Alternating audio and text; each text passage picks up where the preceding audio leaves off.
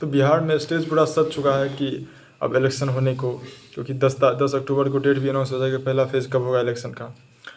इसी बीच में मैंने सोचा कि एक नीतीश कुमार पे एक वीडियो बना दें, क्योंकि नीतीश कुमार पूरे कमिटेड हैं कि वो जीतेंगे। वो उन्होंने कहा स्टेटमेंट में कि वो कहीं नहीं जा रहे हैं, वो इस बार का इलेक्शन जीत रहे हैं।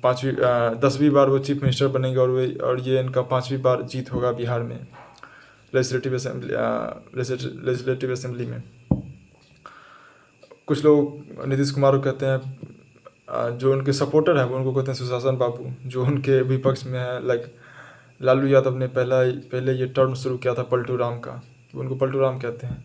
जब जब टाइम मिला वो उन्होंने अपने हिसाब से खुद को कभी आरजेडी के साथ, कभी कांग्रेस के साथ, कभी बीजेपी के साथ, पूरे चारों चौहद्दी उन्होंने घुमा। और लगभग 2020-2022 के समय तो उन्होंने पूरा एक खेला कि आज रेजिग्नेशन दिया, कल ज्वाइन किया, कल फिर रेजिग्नेशन दिया, फिर अगले दिन ज्वाइन किया, अलग अलग पार्टी के साथ। और नीतीश कुमार ने वो भी किया है जो लगभग जब 2005 में जंगल राज जब ख़त्म हुआ था, फिर नीतीश कुमार ने जो चेंजेस लाए बिहार में, और वुमेन को जो उन्होंने एक बहुत ही ज़्यादा वुमेन एम्पावरमेंट करने की कोशिश की, वो एक इम्पैक्टफुल रहा। ताकि वो उनको देखने को मिला 2020 के इलेक्शन में भी। 2020 के इलेक्शन में वो जीत पाए वुमेन वोट की वजह से। बहुत लोग ये मानते हैं, बहुत एक्सपर्ट्स बिलीव करते हैं कि वुमेन वोट था, वो उनका वोट बैंक जो है वो उनको 2020 में जिता पाया, और वो मुश्किल से जीते 2020 में। इस बार देखते हैं क्या होता है, क्योंकि इस बार इक्वेशंस बिल्कुल अलग हैं। इस बार 2 पार्टी नहीं बल्कि 3 है। एक तो महागठबंधन अलायंस है, जेडीयू आरजेडी का और कांग्रेस का। इधर है एनडीए अलायंस जो है जेडीयू का और बीजेपी का, और उधर जनसुराज एक अलग पार्टी है, नया पार्टी। तो इस बार एक बिल्कुल ही अलग इक्वेशन है। और नीतीश कुमार ही वो आदमी है जिस पे ये लाइन बिल्कुल फिट होता है कि politics is the art of impossible. यानी कि पॉलिटिक्स में कुछ भी सर्टेन नहीं है। पॉलिटिक्स कोई इम्पॉसिबल भी आपको कोई दिख रहा है कि ये 2 पार्टी कभी मिलेंगे या नहीं मिलेंगे, ये 2 पार्टी कभी कोई कोलिजन बनाएंगे नहीं बनेंगे, लेकिन उन्होंने वो भी किया है। बीजेपी कांग्रेस कभी भी एक साथ नहीं हो सकती, लेकिन बीजेपी कांग्रेस भी एक साथ होकर जब एफसीआर में उनको एक्यूज़ किया गया था एडीआर के द्वारा, एसोसिएशन ऑफ डेमोक्रेटिक रिफॉर्म्स, जो एक नॉन प्रॉफिट ऑर्गेनाइजेशन है, जो क्लोजली वॉच करती है गवर्नमेंट कोई अनडेमोक्रेटिक वर्क नहीं कर रही है।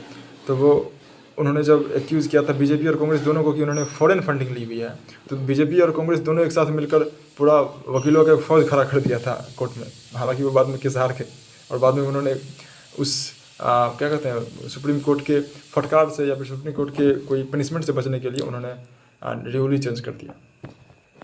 तो वही नीतीश कुमार वही दिखाते हैं कि नीतीश कुमार ने चाहे वो जेडीयू के साथ रहना हो, चाहे वो कांग्रेस के साथ बनाना हो अलायंस, चाहे वो आरजेडी के साथ बनाना हो, चाहे बीजेपी के साथ बनाना, उन्होंने हर एक के साथ अलायंस बनाया है।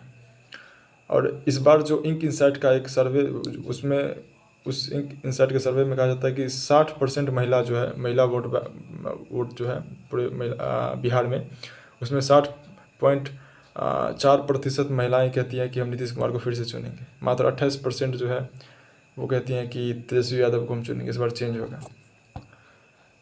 और यही नहीं है, नीतीश कुमार को ऐसे देखा गया है बहुत जगह कि वो कुछ ऐसी हरकतें कर रहे हैं जो कंसिडर उनके मेंटल हेल्थ पर सवाल उठाता है कि वो मेंटली ठीक हैं भी या नहीं भी।